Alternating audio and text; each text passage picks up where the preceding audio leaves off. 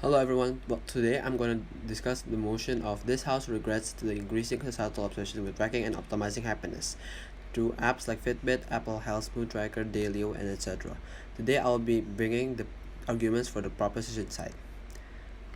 First of all, I want to say that human happiness can be defined as something that humans feel as an effect of neurochemicals and hormones in our brains. Now, the question of the day is human happiness quantifiable, and is there a positive side to quantifying our happiness? For my side of the house, we would say absolutely no, and we absolutely regret that these societal obsessions with tracking and optimizing happiness have become a trend, and we regret all of it. Now, these apps are increasingly becoming more prevalent in our society. We as a society is starting to treat our emotions much more as a quantifiable objects. For example, people on TikTok self-diagnosing, and people like treating their happiness as an ultimate goal or something like that. Now these things are much becoming more prevalent nowadays than they used to back then. Now, these things are also greatly exaggerated by the apps such as like mood trackers like Apple Health Mood Tracker, or like Fitbits, which they can quote unquote track your happiness and see that if you're truly happy or not. Now, I'm gonna move on to my arguments, and I have four opening arguments. The first one is that if we quantify our happiness, it will turn our society into a society that embraces numerical values over emotions instead of living the human experience to the fullest.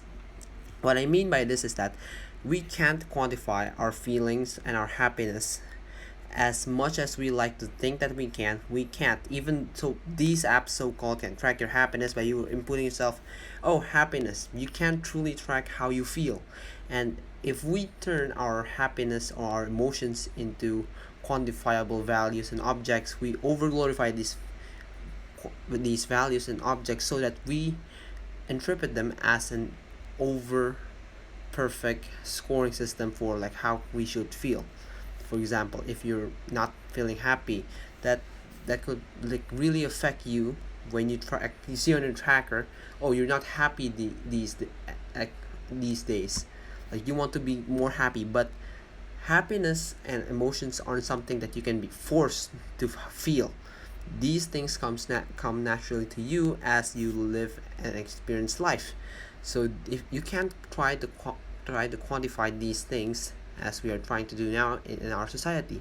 If we try to quantify these things, there are several things that will happen. For example, can you imagine being someone in their late 20s going to work, and they might not be their happiest in their job right now, but they're definitely content with it. Imagine every day seeing your tracker going down and down on your happiness scale just because you're going through, for example, a disagreement with your boss or something like that, and you see your happiness slowly decreasing as you track your happiness. And what do you feel? You feel more anxiety and more pressure to feel happy. No, why is being happy so important to you? What? Because you are trained to see your happiness as a quantifiable object as the result of the normalization of quantifying your emotions and your happiness through these apps, or yeah, just tracking optimizing your feelings and happiness overall. Like, these feelings are there to help you survive. They're not something that you should be optimizing just because you want to feel happier. No, if you want to feel happier, you should live through an experience that could make you go there. And sometimes in life, you know, things don't go the way as you were expecting to. So your happiness will definitely be like will vary over time. But that doesn't mean be you can't live a full life or content life just because the numbers say you're not happy. You can't you can quantify your own feelings and how you feel right now.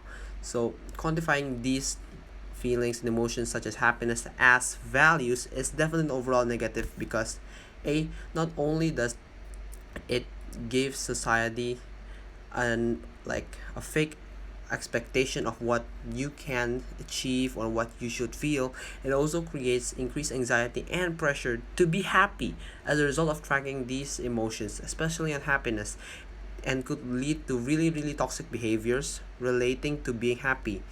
yes, you could be toxic happy, where you try to force yourself to be happy all the time, but it doesn't work like that. You can't force yourself to be happy.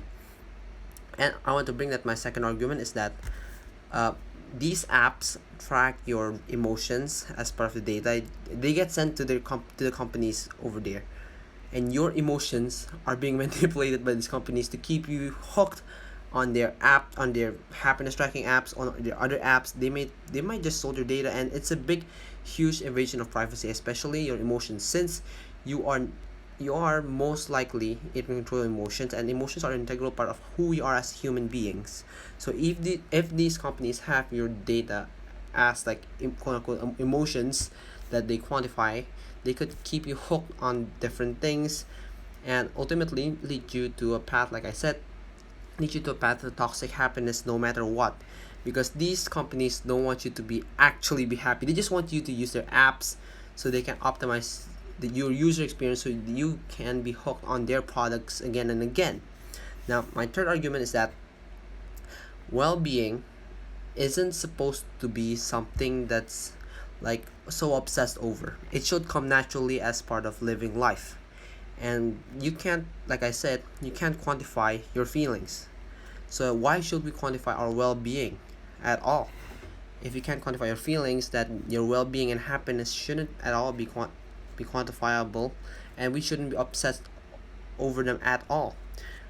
For example, if we continue to obsess over something that we can't control, won't it lead us into a dark path which we just trying so hard to be obsessed and being in control of our lives and optimizing our feelings and happiness for the ultimate well-being, but ultimately we are just leaving ourselves into downright bad path to like force ourselves to control these certain emotions and scenarios.